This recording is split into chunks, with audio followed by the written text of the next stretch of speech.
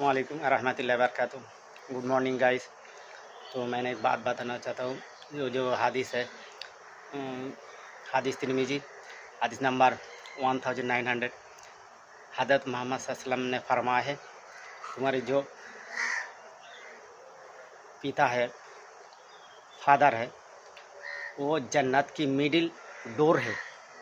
चाहे इस बर्बाद कर लो और हिफाजत करो। হাদিস তিরমিজি হাদিস নম্বর হচ্ছে 1900। প্রিয় নবী হযরত মুহাম্মদ সাল্লাল্লাহু আলাইহি ওয়াসাল্লাম বলেছেন, তোমাদের ফাদার অর্থাৎ বাবা বা পিতা, আমি বাঙালি সেই হিসেবে আমি বলছি বাবা। বাবা জান্নাতের মাঝখানে দরজা, চাইলে সেটা বরবাদ করতে পারো অথবা সংরক্ষণ করতে পারো। অর্থাৎ পিতাকে খিদমত করে, তাকে বাড়িতে রেখে, যেমন পিতারা আমাদেরকে ছোটোবেলায় লালন পালন করেছেন, তারা বয়োবৃদ্ধ হয়ে গেছেন, তাদের বাড়িতে রেখে লালন পালন করে জান্নাত বা স্বর্গ হাসিল করা যেতে পারে। আর যদি তার বৃদ্ধাশ্রমে দেওয়া হয়, নিতান্তই বরবাদ হয়ে যাবে, নরক বা জাহান্নামে যাওয়া একটা রাস্তা তৈরি হয়ে যাবে। এটাই বলতে চেয়েছেন মোহাম্মদ সাল্লাল্লাহু আলাইহি ওয়াসাল্লাম।